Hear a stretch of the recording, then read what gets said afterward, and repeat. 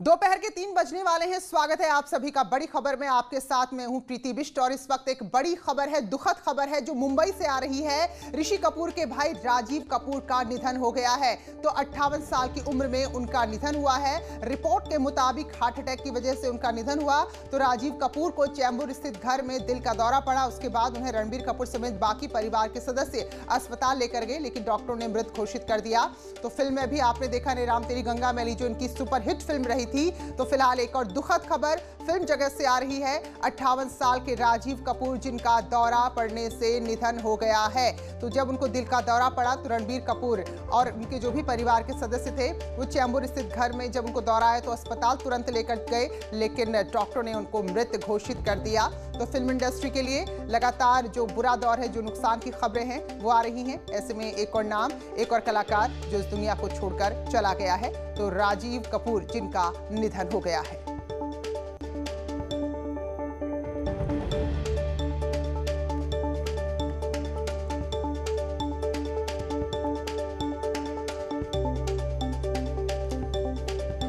चलिए और बात करते हैं उत्तराखंड में आई आपदा की। तो 7 फरवरी को आई आपदा में अब तक 31 शव मिल चुके हैं और वहीं अभी 150 ऐसे लोग हैं जिनका कोई पता नहीं है। तो रैणी गांव में पुलिस के जवानों ने यहां पर 2 शव बरामद किए हैं और फिलहाल 2 जवानों के शव मिले हैं। तपोवन टनल में 35 लोगों के अब भी फंसे होने की आशंका है। तो सर्च अभियान दिन रात चल रहा है। 12 लोगों को अब तक सुरक्षित निकाला गया है। युद्ध स्तर पर यह कार्य चल रहा है और आज गृह मंत्री ने भी जिक्र किया है।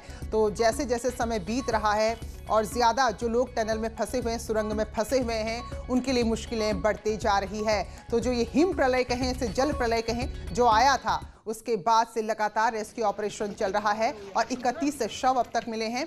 तो रैणी गांव में पुलिस के 2 जवानों के भी शव बरामद हुए हैं। तो ये तपोवन टनल है जहां अब भी आशंका है कि 35 लोग फंसे हुए हैं। तो देखिए बहुत मुश्किल है यहाँ रेस्क्यू ऑपरेशन करना, भौगोलिक स्थिति, इसके अलावा जो अगल बगल कीचड़ है। तो फिलहाल स्थिति क्या है जानने के लिए हम सीधे रुक करेंगे अपने सहयोगी दीपांकर का। तो दीपांकर, क्या स्थिति है इस वक्त?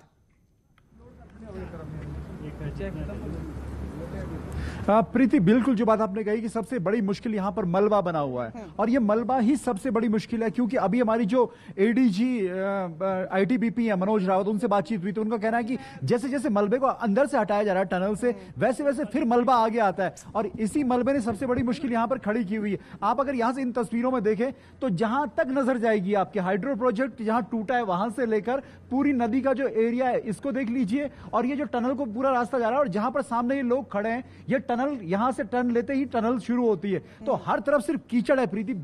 और इस कीचड़ में आज सुबह एक शख्स को उतारने की कोशिश भी हुई कि हो सकता है कि तलाश की जाए कि ये जो हाइड्रो प्रोजेक्ट का टूटा है यहां पर किसी की तलाश हो, किसी को खोजा जाए, लेकिन वो शख्स वहां पर धंस गया। तो फिर वो ऑपरेशन एनडीआरएफ को वहां पर रोकना पड़ा। इसके अलावा ऑपरेशन इतना बड़ा है कि इसमें सेना, air force, navy, ITBP, NDRF, SDRF, Uttarakhand police, 8-9 बड़ी बड़ी एजेंसी और सुरक्षा एजेंसी, इसके अलावा सेना खुद लगी हुई है। लेकिन बावजूद इसके अभी तक कहीं कोई बड़ी सफलता किसी को नहीं मिल पाई है। और सबसे बड़ी मुश्किल यह है कि इस कीचड़ में यहां पर काम करना न सिर्फ हमारे लिए बल्कि पुलिस के लिए, सभी के लिए, जो कोई भी यहां पर मौजूद है उसके लिए बहुत चुनौतियां अभी है। और अभी कब जाकर यह ऑपरेशन खत्म होगा? हालांकि जो नॉर्दर्न कमांड के यहां पर जीओसी आए थे राजीव छिब्बर, उनका यह कहना था कि ऑपरेशन तब तक चलेगा जब तक टनल्स में उन 35 लोगों को ट्रेस नहीं कर लिया जाता। लेकिन वो 35 लोग कब मिलेंगे और कितना वक्त इसमें लगेगा ये कह पाना फिलहाल बेहद मुश्किल है प्रीति।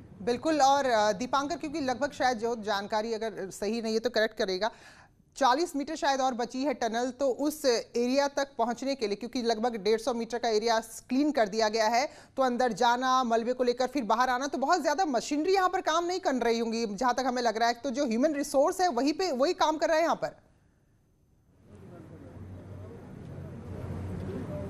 बिल्कुल प्रीति, इस तरह की कीचड़ है और कीचड़ का पूरा ढेर है और कीचड़ के ढेर ने पूरी टनल को लॉक किया हुआ है। आप जैसे उस कीचड़ को हटाते हैं तो अंदर से पानी के साथ फिर कीचड़ सामने निकल कर आता है। तो ऐसे में एक मशीन और एक ही रूट है आपके अंदर जाने का, इस टनल के इस साइड से, उसी साइड से जेसीबी अंदर जाएगी, मलबे को बाहर लाएगी। जितने में आप दोबारा फिर मलबे को निकालने की कोशिश करते हैं फिर वहां पर मलबा आकर गिरता है। तो अंदर की स्थितियां क्या है, मुझे जो खबरें मिली हैं यहाँ जो लोकल लोगों ने बताया है कि अंदर टनल के अंदर ऐसा भी है कि जहां पानी का हल्का हल्का रिसाव है, अगर यहाँ यहाँ पर ये कीचड़ है और उसके पीछे अगर पानी है तो जब ये मिट्टी हटेगी हो सकता है अंदर से पानी का बड़ा फ्लो तेजी के साथ आए, या अंदर अब जब टनल से यहाँ पानी हटेगा उसके बाद और अंदर कितना मलबा मिलेगा। हमारी जो आर्मी जो जीओसी थे उनसे जब बातचीत हुई थी उनका यह कहना था कि आप जैसे जैसे स्टेप आगे बढ़ते जाएंगे आपको कैसे कैसे चैलेंजेस से सामना करना पड़ेगा ये अभी कह पाना बेहद मुश्किल है, क्योंकि जैसे जैसे स्टेप आगे बढ़ रहे हैं मुश्किलें भी बढ़ रही है। बिल्कुल, सब कुछ बड़ा अनप्रिडिक्टेबल